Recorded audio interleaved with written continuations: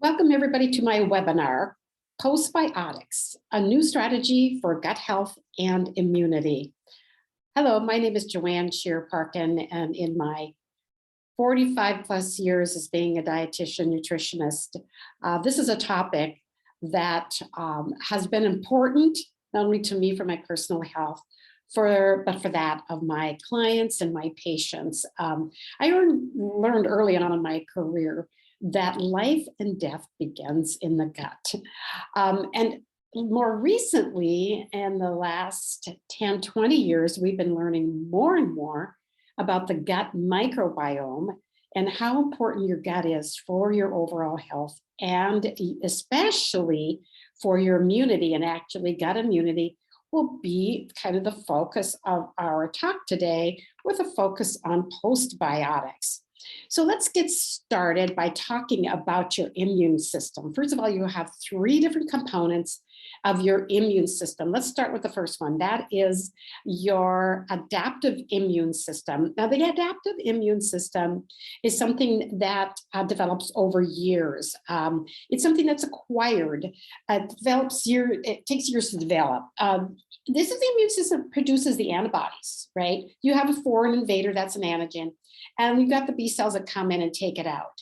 Then you have these other cells called the T memory cells. These are the very long-term memory cells that last for years and years, for a lifetime, just like if you get chickenpox, and then your T memory cells remember that, right? So when that virus comes knocking again, guess what? It knocks it out, right? So your adaptive immune system improves with age. But the immune system that you're born with, which is called the innate immune system, actually is the opposite. It declines with age. Actually, this immune system, the innate immune system that you're born with, is very robust, right? But it doesn't have memory, and it does a great job in the beginning, but then it doesn't remember, right? It just is non-specific. Any pathogen comes in, that takes care of, and that does decline with age. The third component of your immune system is your barrier immune system, your skin and gut microbiome. Now, this is probably the most important of the three, because if you have a good gut microbiome, a healthy gut microbiome, that will boost up both the innate immune system and the adaptive immune system. So let's talk a little bit about the microbiome. What exactly is that? That is all of the bacteria, the fungi, viruses that reside within your gut. You have 3 times more human cells within your gut than you do in the rest of your body. 90% of your serotonin is produced in your gut. And your gut microbiome is unique to you. There isn't anybody quite like you out there that has that microbiome footprint.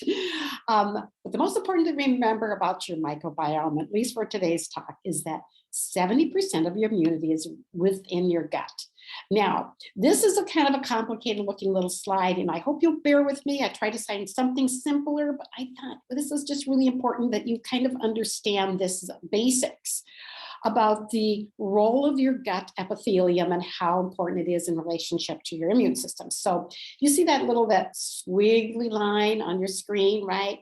That represents your gut epithelium. That's your gut barrier. It's just a single cell barrier that lines your intestinal tract. And on the inside, basically within that center of that is your gut microbiome. On the other side of that single cell layer of your gut epithelium are these immune cells. Now you take a look at them, and there's listed there all the names of the different immune cells, right? T cells, B cells, neutrophils, dendritic cells, so on. All the different purple, pink, green dots. Those are immune cells.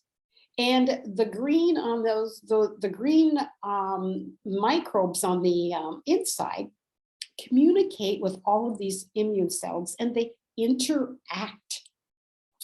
And this is what helps to keep your immune system healthy and modulate your immune system. Now, a little bit further over on the right, you'll see something called the translocation over here. So if you have your gut epithelium is damaged, then you're going to get some leaky compounds that are going to leak across the gut and into your systemic system that can cause inflammation, that can affect any organ in your body, especially your brain can be impacted by leaky gut, can cause inflammation in your body. So this is another important role of your epithelium, your gut barrier, is to keep everything you want inside and preventing it from getting into your blood system. So your microbiome is, like I said, so critically important for your overall health. So the foundation to keep for a healthy microbiome is really exercise and a healthy diet. And then you have three pillars, and that would be the prebiotics, the probiotics, and today we're going to go into a little more depth on the postbiotics. But let's talk first about a healthy diet. But let's start with what can destroy your gut, what I call the gut busters, right? Prescription drugs, particularly antibiotics, are probably, I would say antibiotics, definitely the worst, kind of wipe out your good microbiome. Sugars and artificial sweeteners as well can disrupt your microbiome. Fast foods, devoid of antioxidant nutrients, additives, all kinds of food additives. And in that category, food additives would be herbicides and pesticides that, get residues that are on some of your fruits and vegetables. Glyphosate is one of concern. That's compounded with the pesticide called Roundup. Food sensitivities can really disrupt your microbiome. Important to rule out what foods you might be sensitive to. Stress is another one. So what can you do to be kind to your gut, right? On your nutrition side? Well, first of all, your gut microbes love fiber. And it's particularly a certain kind of fiber called prebiotic fiber. But a wide diversity of fiber will help to produce a wide diversity of your gut microbes, your gut probiotics, we call them, the healthy gut bacteria. So this is just a description of some of the foods that are naturally high in prebiotic fibers that you can add to your diet. Another category of foods that are really good for your gut are fermented foods and beverages. And this is also where you can get some of those postbiotic bioactives as well. So let's talk about the biotic supplements that you can add to your diet, to your healthy diet, that high fiber with all that good diversity of fiber, right? What else can you do? Well, you can add supplements. So there's three categories of supplements for your gut. First one let's talk about, which is the probiotics. These are friendly, live microorganisms that you can add to your gut that provide a health benefit. You can take probiotics in pills and powders. And you might say, well, what about yogurt? Isn't that a probiotic? Fermented foods? Yes, to some extent. Often you don't get enough of the probiotic bacteria really for it to really count. That's why, taking a little extra like I said, in pills and powders can be very helpful, because the probiotics are just like the seeds in your garden. So if you think of your gut as, parallel to your garden, the probiotics will seed your gut with healthy, friendly, live microorganisms. Now, the prebiotics are the fertilizer for the probiotics. Again, I've already talked about that, undigestible fibers that promote the growth of the probiotics. So you got to get them into the gut, then you have to get them to grow and populate. And the last category, and this is brand new, the research on this is still evolving, and that is on the category of biotics. It's called the postbiotics. And these are inactivated probiotics, and they're bioactive compounds. Think fermentation, right? Think about fermentation, what goes on within fermentation. In fact, I guess the best parallel I could think of is for your garden is I could think of the compost pile, that you add all that organic material and it starts to ferment. And then you add that to the garden, right? So that is the biotic supplements. Now that I was like saying with the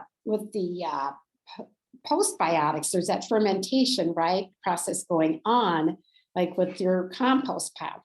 Well, there's a fermentation that goes on within your gut that produces postbiotics within your gut as well.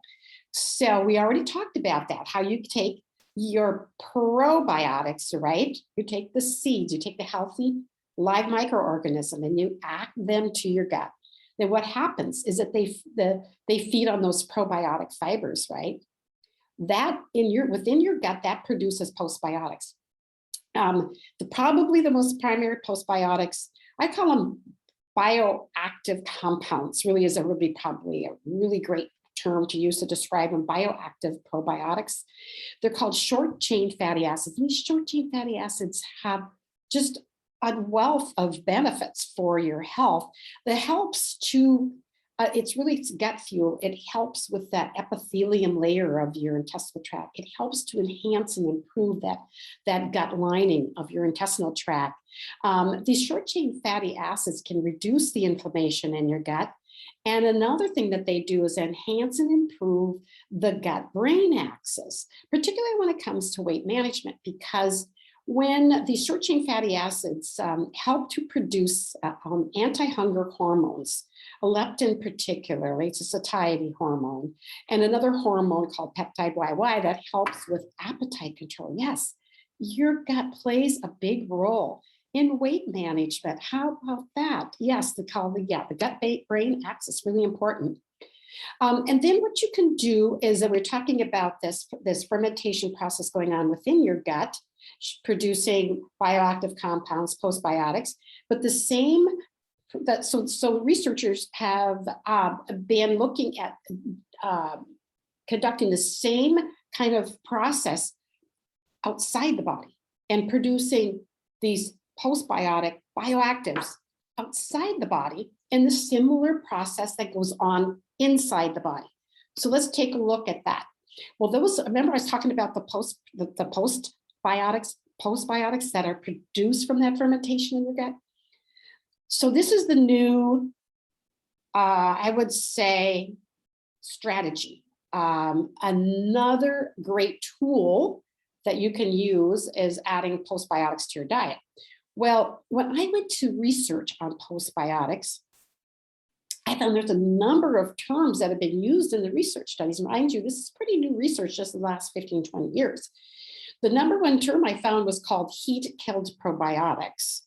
The next one, of course, was postbiotics, non-viable probiotics, paraprobiotics, ghost probiotics, tyndallized probiotics. So you see, this is so new, is that scientists were calling them a number and a variety of different terms until the International Scientific Association for Probiotics and Prebiotics met. This is an international, like I said, international organizations. All these scientists got together and they said, hey, we need to come up with a standardized definition for postbiotics. So I would imagine this organization is going to add another P after their name, don't you think? ISAPPP, right? The postbiotics. And so this is the definition that they came up with. And I'm going to break it down for you because, you know, scientists and kind of they get a little pretty technical, they get really technical with some of these terms. So let's start out with their scientific definition of a postbiotic. Postbiotics are a preparation of inanimate microorganisms and or their components, think bioactives, that confers a health benefit on the host. Okay, again, whether it's probiotics, prebiotics, postbiotics, these all need to be scientifically valid to provide a host benefit. Who's the host? We are, right? We're the host. So here's another description. Postbiotics are deliberately inactivated microbial cells or cell components, either with or without their metabolites that confer a health benefit. So the postbiotics are not live bacteria. They're not live yeast. They're deliberately inactivated once they have been prepared a certain specific way. And it's really more the postbiotics. It's actually these microbial cells and what's inside of these cells and what's in the cell walls. And oftentimes they have metabolites too that go with them. And again, it's the cells that are so critically important. And of course, there's a variety of microorganisms that they use to make postbiotics: yeast, bacteria, fungus.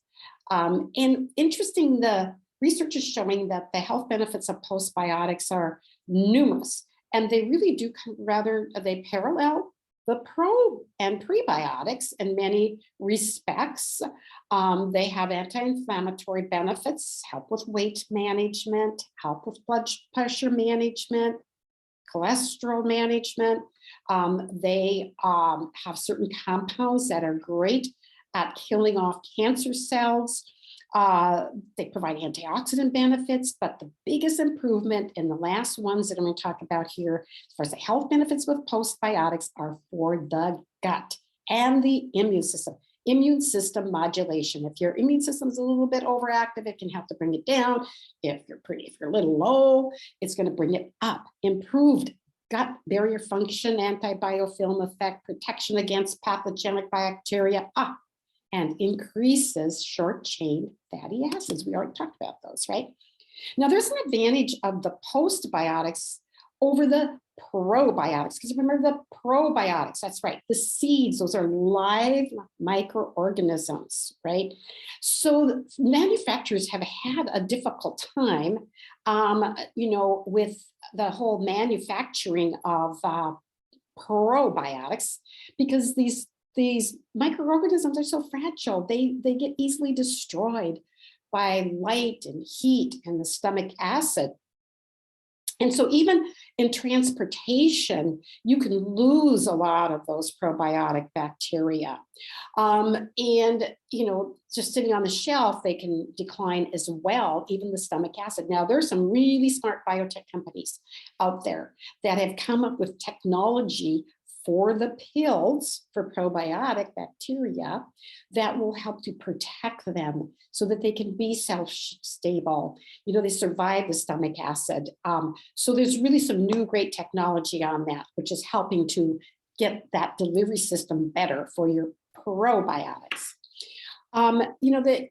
They made, and because the postbiotics are not live bacteria, they may be better suited for supplements and putting into food products, right, than the probiotics, because the live bacteria, there's an issue with those.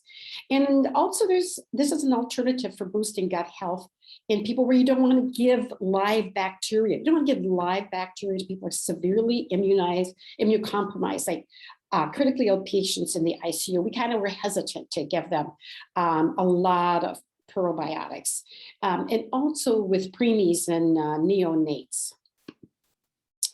So in the next few slides, what I'm going to do is I'm going to give you an example of some postbiotics. And I found this on the internet at a website called Food Navigator, USA.com. And the title was Postbiotics, an Emerging Trend in Functional Foods and Beverages.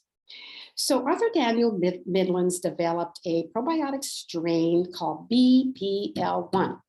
This reduced visceral fat and waist circumference in a human clinical trial. They then took and heat treated this probiotic strain, in other words, inactivated it, so it's no longer a live bacteria. And that's where you get that HT-BPL1, and in another human clinical trial was found to have similar benefits. Now, ADM is pretty excited about this because postbiotics are more stable and can be included in a wide variety of products, right?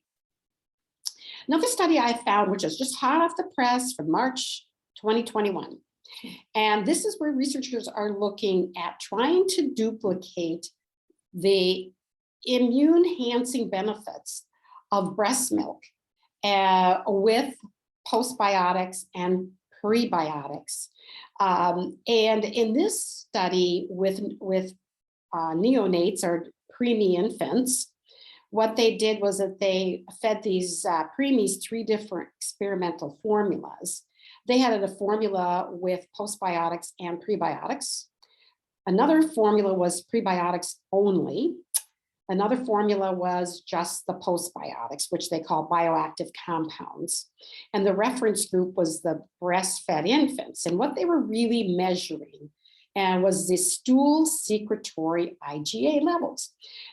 Secretory IgA is the most important immunoglobulin within the gut of breastfed newborn infants that are full-term newborn infants that are breastfed. That is the highly protective immunoglobulin antibody within the gut that protects these infants from all kinds of infections and gut problems. So that was what their outcome measurement was. Also studied like the microbiome makeup, basically, of these infants.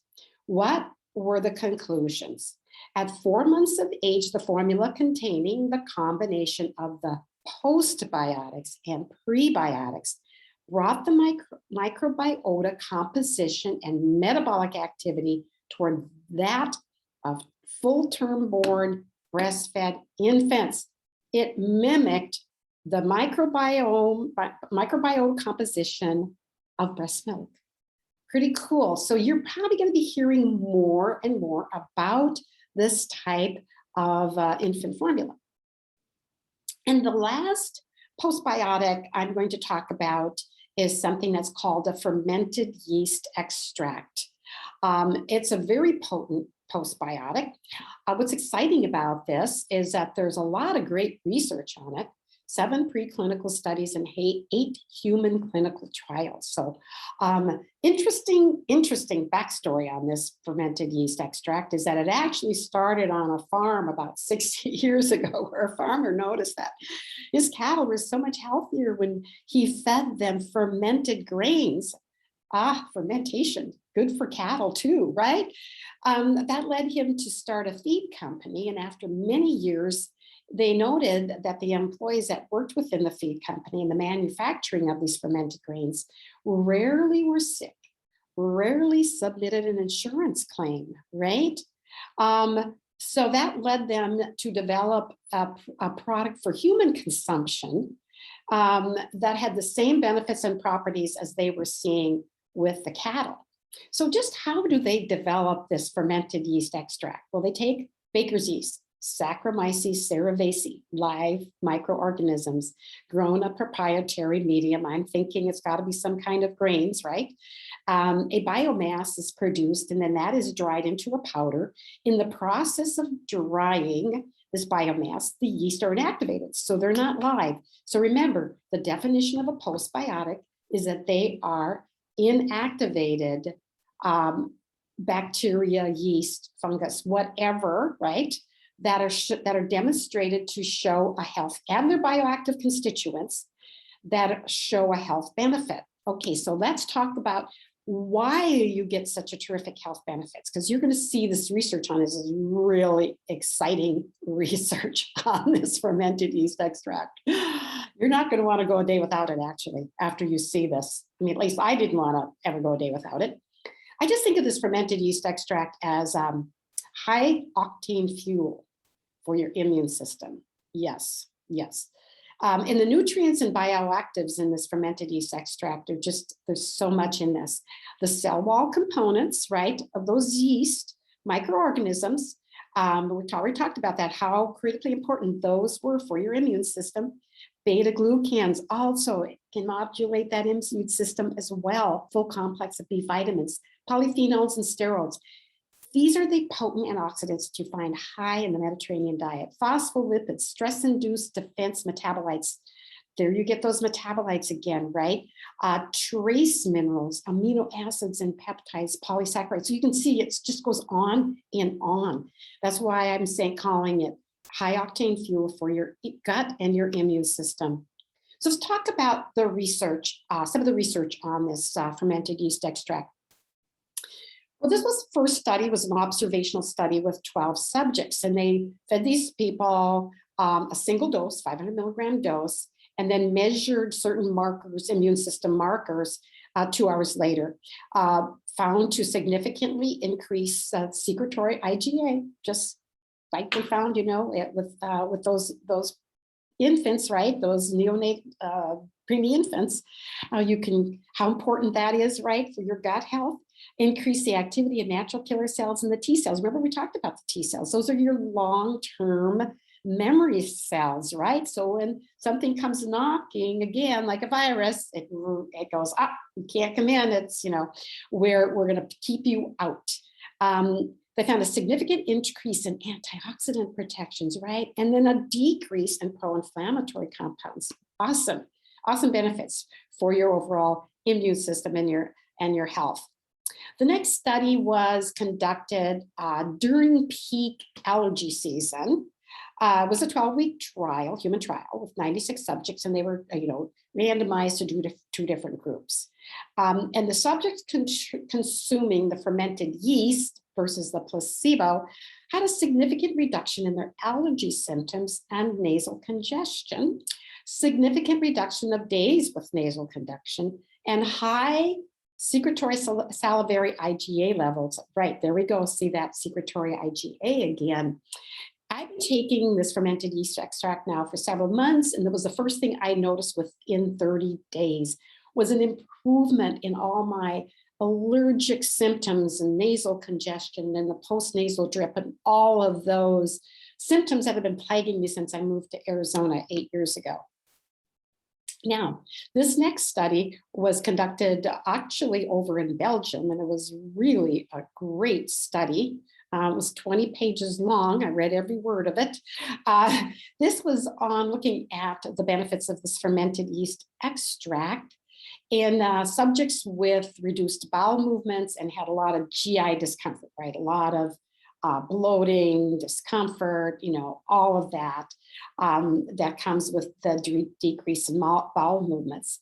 So again, it was a human clinical trial. There was you had the fermented yeast extract group and the placebo group. Those that were consuming the fermented yeast had a significant improvement in their GI discomfort, significant improvement in their stool frequency, and it improved their quality of life, right? If you've all been there, right? When you can't poop, it's tough, right? So it also had the modulation of the microbiome through a prebiotic-like effect. It boosted up specific probiotic bacteria within the gut that are associated with normalizing bowel regularity. How cool is that? And then the last two studies I'm going to talk about is some research that was done with both vaccinated and unvaccinated subjects during the cold and flu season. So the first study I'm going to report on was with vaccinated subjects. Again, they just fed the experimental group, took that 500 milligram dose for 12 weeks.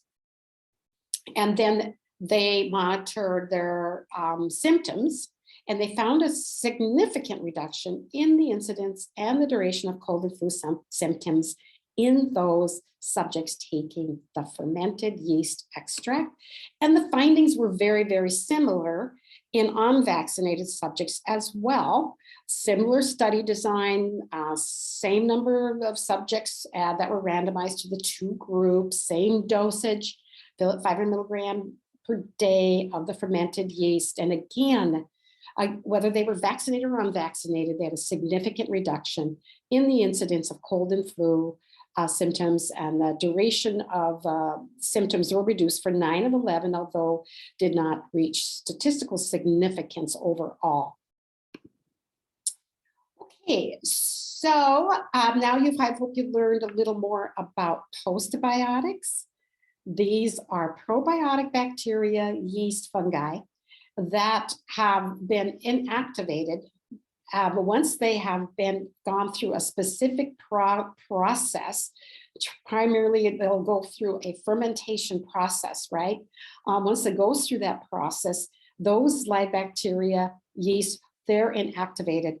But all the nutrients, all I call the goodies, all of those postbiotic bioactive compounds are retained, right? All the health benefits are retained.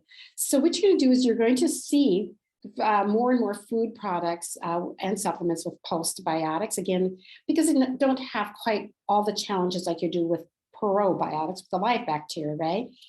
So would postbiotics even overtake the probiotic market? I don't think so. I think what you're going to see is that researchers, like you saw with the fermented infant formulas, they found that the postbiotics are great, but then when you add the prebiotics, because these were preemie infants, they didn't add the probiotics. But you can see where if you are using all of those strategies, how much it's going to boost up your microbiome and your overall health. And there's going to be more research focusing on the mechanism of the cell wall components, because there's something really, really potent and powerful just with the cells themselves alone. Not even thinking about all the bioactive compounds that they produce, right? So here's another future of postbiotics is that, how about drugs? Postbiotic drugs, yep. I found when I was doing my research, there's a company called Postbiotica. They call themselves a microbiota biopharmaceutical company. Boy, is that a mouthful. And they said they're developing therapeutic solutions based on postbiotics. So in the meantime, I'm taking the fermented yeast extract myself, and I hope that whoever invited you to watch this webinar, that you'll get back to them and try to learn more about that, get your questions answered. So again, thank you for joining me. It's been so great chatting with you today about postbiotics, another new strategy for gut health and immunity. So thank you, everyone. Thank you again for joining me. Really happy to talk to you today. Take care. God bless.